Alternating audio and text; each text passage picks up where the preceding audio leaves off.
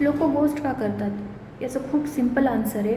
ज्या लोकांना त्यांच्या लहानपणी कधीच अटेन्शन मिळालेलं नाही आहे, त्यांना इमोशनली नेहमी निग्लेक्ट केलं गेलं आहे, त्यांना कधी प्रेम मिळालेलं नाही आहे, त्यांना नेहमीच क्रिटिसाइज केलं गेलं आहे, त्यांना कधीच व्हॅलिडेशन मिळालेलं नाही आहे, त्यांना ॲप्रिसिएशन नाही मिळाले, त्यांच्या कुठल्याच इमोशनल गरजा कधीच पूर्ण झालेल्या नाही आहेत, असे लोक ही इमोशनल पोकळी भरण्यासाठी जेव्हा हे सगळं इमोशनल बर्डन घेऊन रिलेशनशिपमध्ये येतात, डेटिंगमध्ये येतात, त्यावेळी ते फक्त चांगल्या टाईमचे ॲडिक्ट असतात, कारण त्यांना ते त्यांच्या लाईफमध्ये कधीच मिळालेलं नसतं.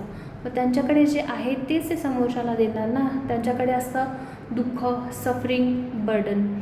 आणि मग जेव्हा गोष्टी सिरियस व्हायला लागतात, त्यांना फिअर ऑफ कमिटमेंट असतं, कारण त्यांना कधीच चांगल्या गोष्टी त्यांच्या पॅरेंट्सकडून मिळालेल्या नसतात. त्यांना भीती असते, जर मी सिरियस झाले किंवा सिरियस झालो तर मग हे समोरची व्यक्ती मला सोडून गेली तर मला हे सगळं परत फील करावं लागेल. मग ते बर्डन फील करतात, ते प्रेशराईज फील करतात. रिस्पॉन्सिबिलिटी घेण्याची कुवत त्यांच्यामध्ये स्टार्टिंगपासूनच नसते, पण कन्फ्रंटेशनचं फिअर पण असतं खूप. त्यावेळी ते लोक शांतपणे तुमचं अटेन्शन, केअर, एनर्जी आणि प्रेम घेऊन त्यांचा इगो बूस्ट करून नवीन टार्गेटकडे निघून जातात.